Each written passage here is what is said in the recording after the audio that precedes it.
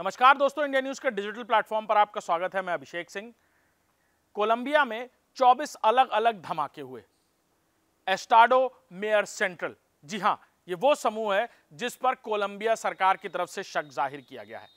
एस्टाडो mayor central वहां के क्रांतिकारी समूह द्वारा बनाया गया एक गोरिल्ला संगठन, जिसे 2016 में कोलंबिया की सरकार के साथ एक समझौते के तहत यह शांति समझौते में लाया गया था।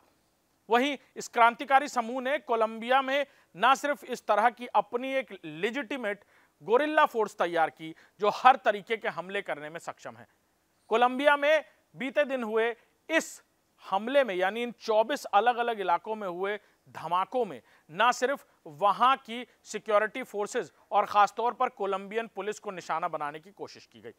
साफ तौर पर आधिकारिक तौर पर भी कोलंबिया की तरफ से यह बात जाहिर की गई है और आधिकारिक तौर पर उनकी तरफ से बयान भी जारी किया गया है कि इन 24 बम धमाकों की जिम्मेदारी अभी फिलहाल मेयर एस्टाडो ने नहीं ली है, लेकिन उन्हें शक है कि कोलंबिया की ही गोरिल्ला फोर्स मेयर एस्टाडो ने इसे अंजाम दिया है। हालांकि 2016 में कोलंबिया की इस अपनी लेजिटिमेट गोरिल्ला फोर्स, जो वहां के कुछ क्रांतिकारी संगठनों द्वारा बनाई गई थी, जिसे मेयर एस्टाडो फोर्स का नाम दिया गया था, उनकी तरफ से समझौता कर लिया गया था। लेकिन क्या वजह है कि कोलंबिया में दोबारा अस्थिरता फैलाने के लिए 24 अलग अलग इन भयानक बम धमाके, जिसमें हवाई धमाका और साथ ही साथ अलग अलग उपकरणों से फेंके गए ये बम धमाके शामिल हैं। खासतौर पर कई जगह गोलीबारी की भी घटनाएं सामने आई हैं, जिसमें कई सारे पुलिसकर्मी भी हताहत हुए हैं।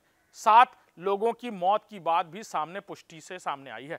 कोलंबिया सरकार अब इस घटना के बाद देश में फैली अस्थिरता को लेकर खासतौर पर न सिर्फ बातचीत के रास्ते तलाश रही है, बल्कि इस गोरिल्ला फोर्स को या फिर अब तक किसी संगठन के इसकी जिम्मेदारी ना लेने के बावजूद क्रांतिकारी और उलगाव संगठनों से बातचीत करने में जुटी हुई है। साथ ही साथ हो सकता है कि कोलंबिया में आंतरिक तौर पर भी कुछ एक्शंस लिए जाएं, खासतौर पर इस शांति समझौते के बाद भी लगातार 24 जगह किए गए इन हमलों को लेकर।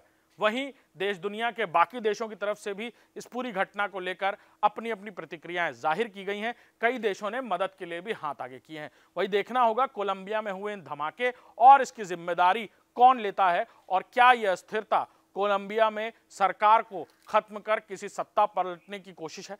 ये भी बातें हैं जो आने वाले दिनों में और साफ हो पाएंगी। नमस्कार।